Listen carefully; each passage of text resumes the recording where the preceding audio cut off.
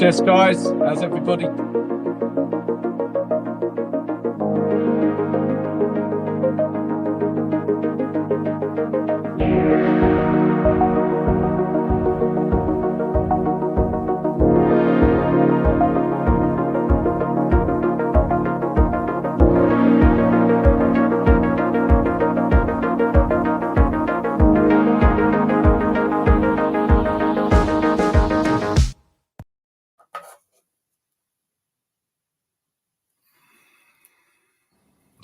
Yes, guys. Welcome back to Instant Spurs.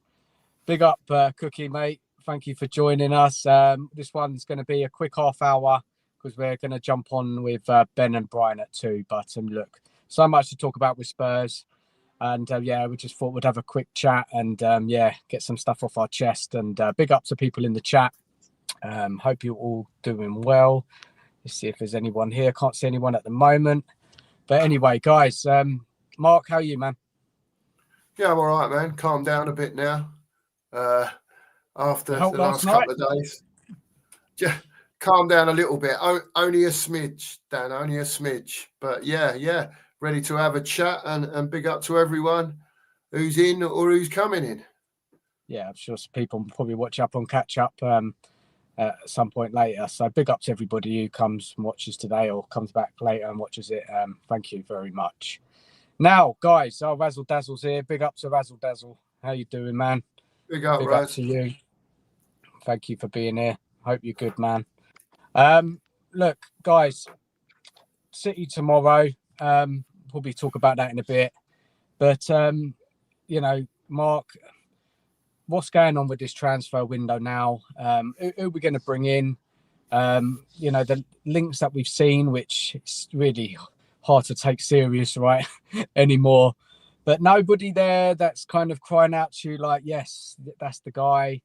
It's hard to get someone else other than Eze, when you got it in your head that we're going to be getting Eze and anybody else, unless they're like a big top player, it's all going to be a bit underwhelming, right, mate?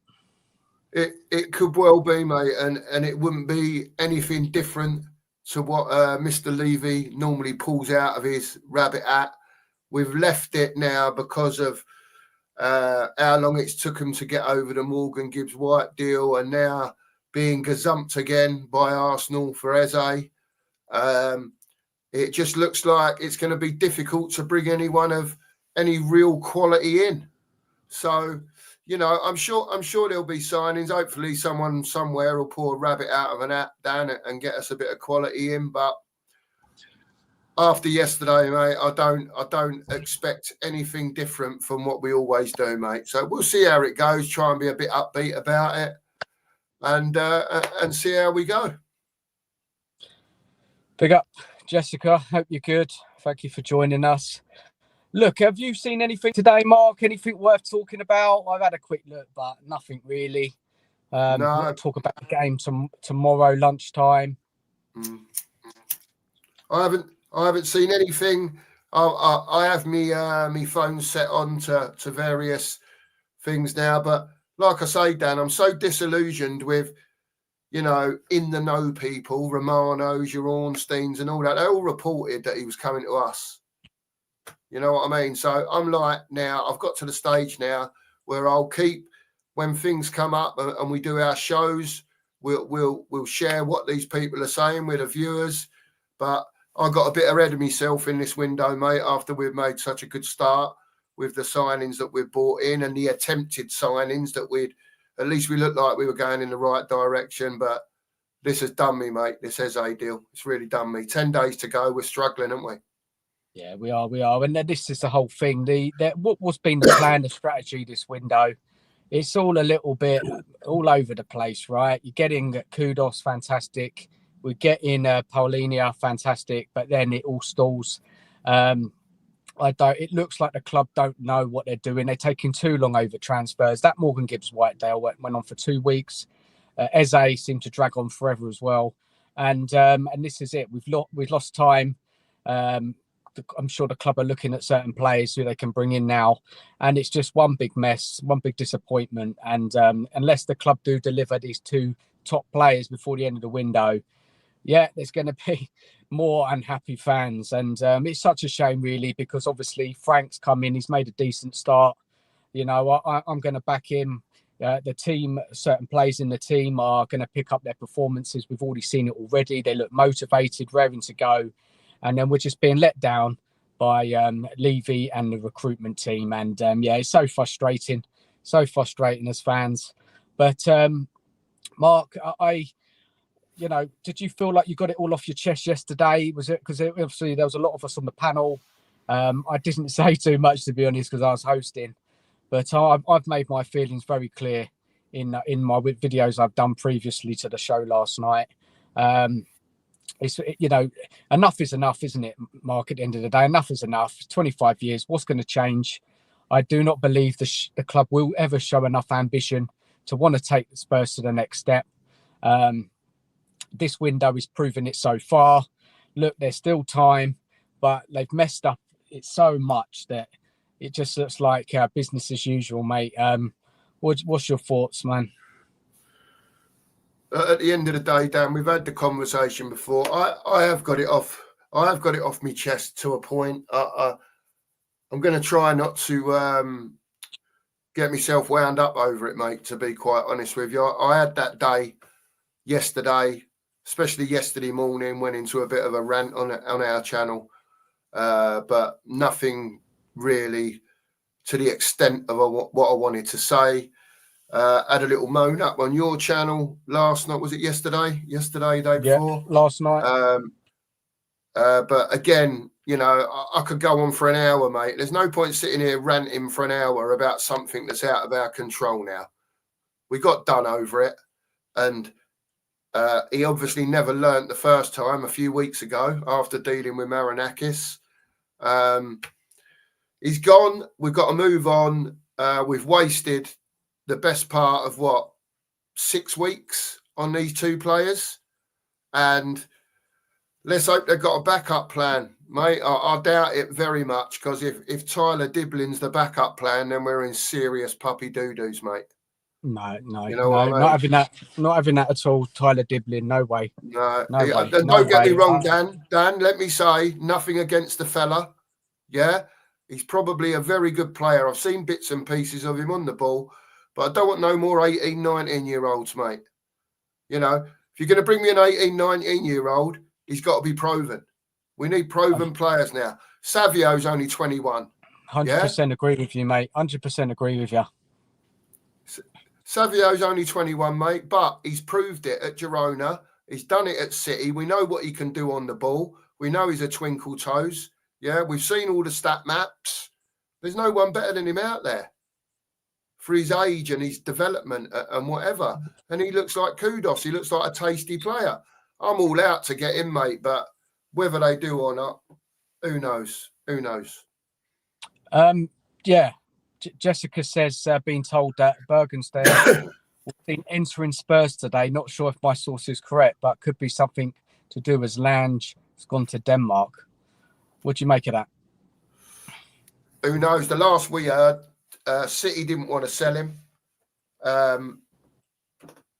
Their top man had come out and said, "Look, we don't want to sell this fella," and they've almost put a block on it. But then it's gone quiet again since then.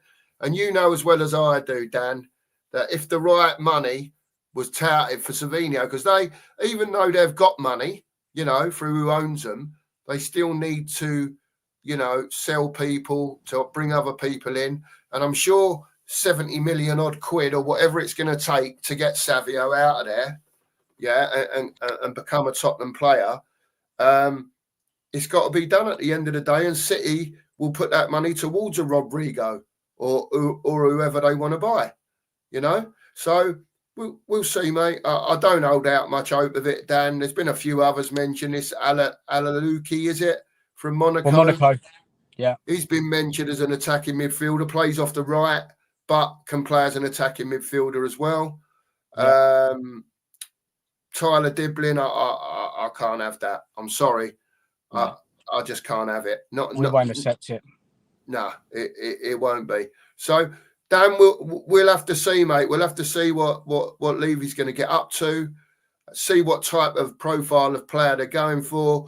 I think if they go down the road of, and I don't know if he's signed for Palace yet, but if they go down the road of trying to sort of gazump Palace for an El Canoes or something like that, I think that Levy's going to be in trouble, mate. Like you say, I don't think the fans are going to accept it, mate.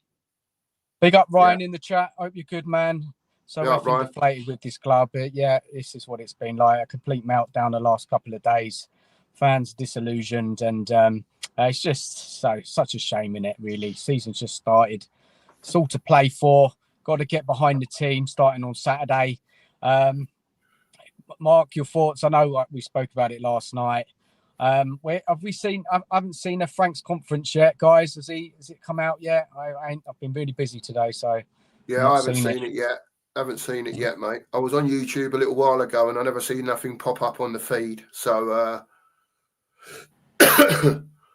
maybe it's later on. I'm not sure. Dan, on that one. I'll have a look out for it once we finish streaming. See what I can see. I expect going back to your question, mate.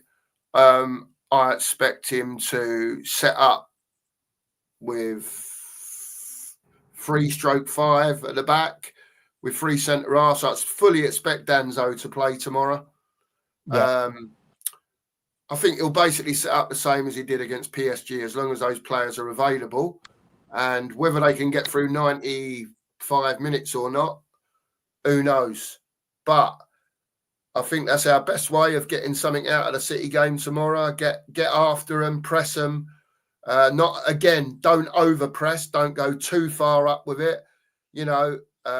Pressing blocks, stop them playing, and be nicking the ball off them every second ball, like Bentancur did against PSG. Nick it every time the ball bounces. Nick it, and go down that route. And whether we've got enough going forward, mate, who knows? But we've got set pieces, got corners, and the long throw, the Danzo missile stinging into the box, and the Bergvall missile as well if he comes on.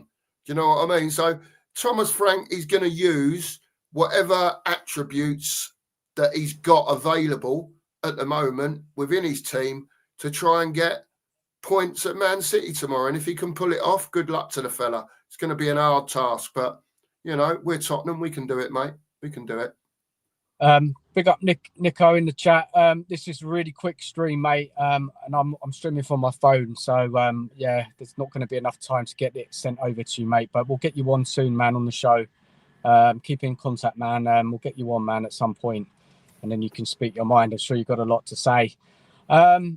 Listen, tomorrow, big game, man. 12:30. We're at lunchtime kickoff. Spurs not normally have the best results at that sort of time, I think, from history. Look, we're going to set up, we're going to be quite... I mean, look, we against PSG, guys, we did have a go at, didn't we? We did press. We caught them off guard. We didn't just sit back. We had a game plan. It was a kind of like a mid-block. What I noticed in that game, that everybody was motivated in the side against PSG. We weren't giving PSG any time on the ball. We were very direct. We moved it up as quick as we could. Tried to get them set pieces. Win the free kicks to get those set pieces. That's where we were causing them all sorts of problems. I did feel that though when we did get it to the final third, it kind of broke down quite a lot. There weren't many clear-cut chances from open play, and this is my concern when you're going into a game like that with kind of kudos. Richarlison's obviously scored a couple of goals. He's picked up a bit of form, but I don't think it's going to be enough to hurt City. I've got to be honest. We've got no Son, no Maddison anymore. Johnson, maybe if City push high, if we can get a ball over the top to Johnson, possibly. Porro's going to be important, isn't he, with his passing range? If Frank has a good game plan, we can hurt City. I don't know. Spence on the left, getting up the pitch is another option. But again, I think it's going to be a lot of hard work, keeping in the game, keeping City out. City, after their performance against Wolves, show that so much quality all over the pitch, from their midfield, their forwards. We're going to have to try and keep them out, and it's going to be tough, isn't it? Let's be honest. It is going to be a tough game, but we've got a fantastic record against City. Also, Frank's got a good record against City, Mark, isn't he? Yeah, he has. He has, yeah. And you're spot on, Dan. At the end of the day, all we can do is go there and set up in what the best way that they think's available to them. And I can't see, with the attacking options we've got, that he's going to set up any differently, to be quite honest, against the bigger teams. So, again, Dan, we'll see what happens. I think the biggest problem that we've got is the quality that they're going to have coming off the bench again. When we've got tired legs later on, can we make substitutions to carry on impacting the game if we have, like we did against PSG, and not just fall off that cliff for the last 15 minutes or so? They're going to... Yeah. Come on, mate.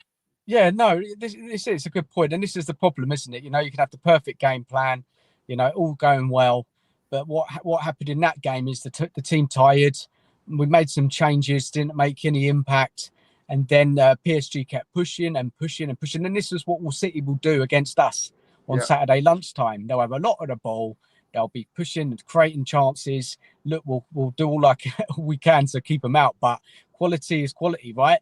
It only takes a goal for a shot from outside the box. Haaland getting on the end of something.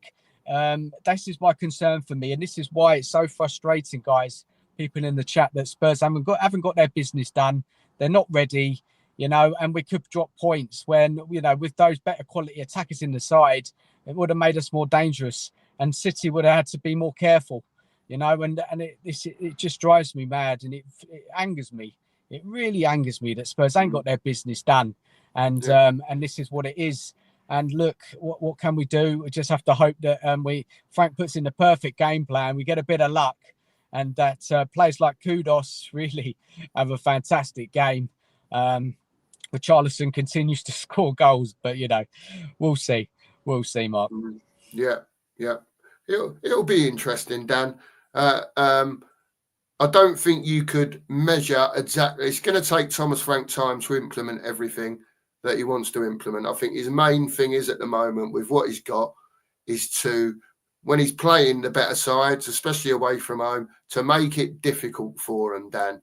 You know what Spurs have been like over the years. We go to some of these away games, and, I don't think anyone expects us at the moment, with the side we've got out there, to have 70% of the ball. Do you know what I mean? But one of the main things I want to see is an improvement, if we can, tomorrow, is when we do recover the ball, try and keep hold of it a bit longer. Don't just give it straight back away again. Do you know what I mean? But Mark, this is my worry. We don't have, that controller in the middle. That creative midfielder that we're all crying out for. That one who can slow the play down when the game gets tough, can keep the midfield calm. Look, Bentancur's good on the ball, but against that quality of City, we're going to struggle without that real good passer of the football. That player who can spread the play left, right, keep the possession, and this is, and I noticed that against PSG. Listen, I've felt like this since last season, that we lack that kind of playmaker type. Maddison can do it to a point, but we need somebody in there in that midfield, like a Wharton, right? Somebody like that. Yeah. Adam Wharton type player. He's good defensively. He's good on the ball. Nip outs. Stop. When a team are attacking, he can win the possession back. Cut the passing lanes, things like that. A player like that. Look, Bentancur and Paulinho can do it to a certain point, but big up Adam in the chat. You said, how have we not sounded out Matoma, guys? Mark? 29 from Brighton. Is Levy going down the road to pay him 50 million quid for a 29-year-old? That's where every time now a name gets mentioned, I'm thinking, well, we know what Tottenham's profile is generally, but I don't know if Levy would do that. We all know he's a fine player. I know he's had a few injury problems last season. But he's a very good player, tricky winger, likes to take his man on. A bit different to Kudos, but he has got a trick in him as well. You know, he is only slight, but it's another option at the end of the day that Adams put out there. You know, I'm sure we could put between us 20 players that we'd like on the left wing or as our attacking midfield player. You know, but again, it's whether Spurs want to go and do it or not. You know, I can't see Levy going spending 50 million, 40 million on Matoma. But that's the sort of money they're going to want. They probably want more than that for him. You know, I'm not a Rodney. I'm not I've got no idea, mate, what Matoma's worth now. To be honest with you, to what it'd take to get him out of there, I don't know. But it's just another option, Dan, isn't it? It's another option. Yeah, it's another name. Yeah, it is. Sorry, guys, you lost me there. I'm streaming in my car, so the internet's not the best. Big up to everybody who's joining us. Big up to Lord Rodney Trotter. See in the chat there. Big up Mike Zappa. How you doing? Yeah, thank you for being here. Look, yeah, it's going to be tough right now for this board to go and get players that were better or as good as Eze. That's the truth of it. Like we've been hearing, you know, 10 days left in the transfer window. Whoever we approach to take one of their key players, they're going to need to get a replacement. It's now getting to the stage. Now, maybe it's going to have to be a loan. Talk about what Rodrigo. I mean, come on. Is that realistic? I don't think so. I don't think so at all. No, you know that's like 97% not happening, Dan. Do you know what I mean? But at the same time, right, I've got to say, right, I don't believe it'll happen for a minute. And it's probably just another smoke screen, yeah, to give them all cover while they're doing whatever they're trying to do now, whatever their next step is. I can never see Rodrigo coming from Real Madrid to Spurs, mate, even on a loan. And I think if they manage to do that deal and get a centre midfielder in, oh, my word. But, you know, I'm still all in for Savio personally. I want this kid at Tottenham, Dan. I think him on one side and Kudos on the other, to give the terminology, will light the lane up, mate. But we need that attacking midfielder as well. I wouldn't be surprised if they go for this young lad from Monaco, you know. You know, this Alakushi, Dan. I think he's a decent player. Mike Zappa's put in the comments, yeah, YouTube clips are no substitute for proper scouting. I agree with you. I think Dan's frozen there, so I'll keep chatting for a minute, chaps.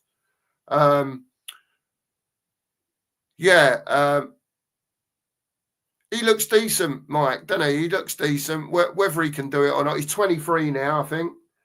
So I think he's another one that fits into the into what Daniel Levy would be looking for. It all depends how much Monaco want for him. He'll probably fit straight into the wage structure.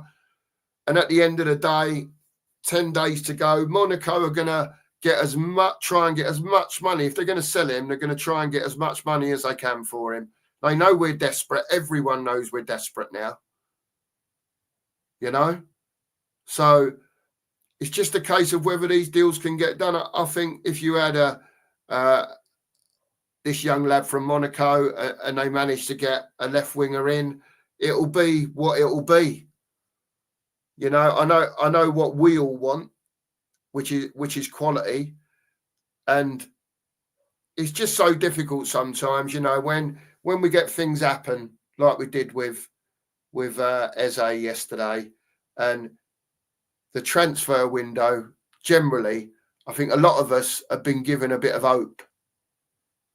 You know, and Paulinia, Kudos, attempted on the Morgan Gibbs White. Then we've gone for Eze. And even though it's took that long to try and get those two deals done and essentially wasted what is you would call the best time of the window up until halfway through it, we've just wasted it.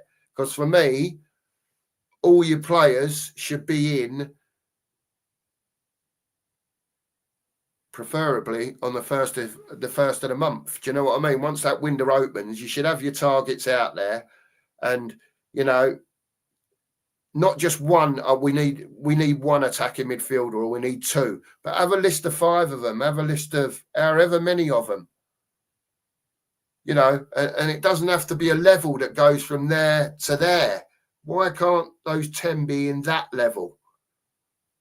Or those 5 be in that level? So if you can't get the first one and you do get your third or your fourth option, the drop isn't huge like we see now.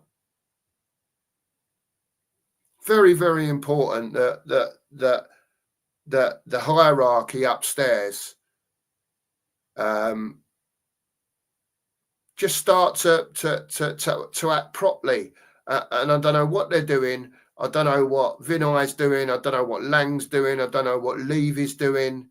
You know, this Eze deal destroyed me. I've got to tell you. Got to tell all of you. I don't mind saying. Dan's disappeared for a bit. I think he's got a problem with his internet, but I'm sure he'll be back shortly. Yeah, I just think we've got to start acting differently, you know, and the green shoots of that for me were there in this window with what we've got and with the intent we had, or so-called intent, to go and get certain players. Now, obviously, I mean, there's not many bids you're going to go and make for players unless you're going in over the top, right? And especially Spurs, we always go in low. You know, Levy, he likes to haggle. You know, he likes to make it known to everyone that he's got the best of the deal. You know, and I think chairman are just working him out, and they're holding steadfast against him.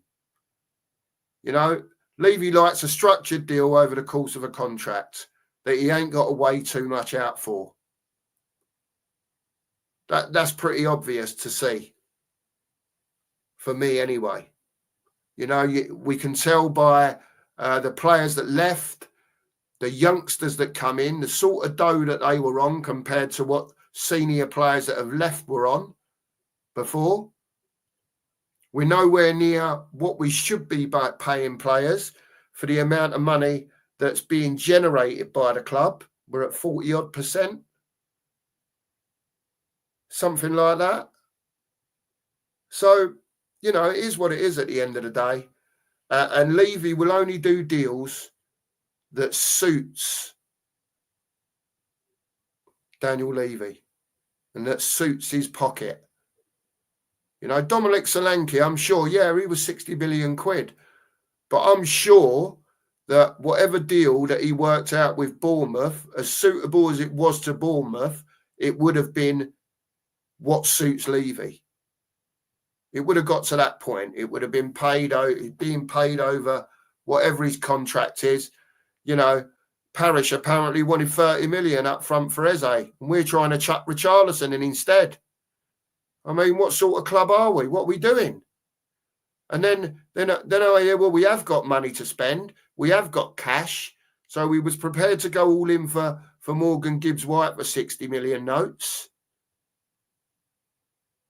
You know, I can't click on the chat or anything, people, because for whatever reason, I'm not logged in at this end to the chat. I don't think it will let me. No, it won't let me click on it. So I can't even bring up any comments. Apparently, Dan's phone's overheated on him. I couldn't even finish the stream if I wanted to, because I'm just a guest. So I'll keep chatting. I'll keep chatting on Dan's behalf. I've got no doubt he'll work a way how to get back on. So what I'll do is, without bringing the comments in the chat up, just say hello to a few people. Big up Rodney Trotter in the house. Mike Zappa. Lovely to see you, mate. Nige is about as well. And Rain Man has just popped in as well. So, yeah, it is what it is, people, anyway. I think it'll be, it's going to be a tough gig tomorrow. And if Levy don't sort his back pocket out and get his hand out of it, it's going to be a long season for Thomas Frank. I'll tell you that now. And I'm not saying he's going to be 17th or whatever, but there's going to be a lot of ups and downs if we don't have any more quality incomings. I think all of us now were, you know, even a couple of weeks ago, even though we need more, I think that, you know, with what we've got in so far, if we'd have gone, well, yeah, this is coming, you know, attacking midfielder, Eze's coming and Savio's coming, and they spent another 130 million quid, I don't think anyone in the Spurs fan base would have gone, well, you know, that's a crap window. Write those three names down on paper. But there are other opportunities out there at the end of the day. You know, I'm sure all you people in the chat could name attacking midfielders, left wingers that are, let's not say a level, let's say 2 or 3 levels above what we've got. You know, someone mentioned Matoma. He might be 29, you know, but he's a tricky little player, whether he's Frank's type of player or not. But he's back. He's back. I've been saved. You all right, Dan? Listen, my internet's terrible. My phone overheated. You can't stream off the phone, man. Doesn't work. So sorry, guys. Sorry to everyone in the chat. We're going to shut the show down now because my internet is rubbish.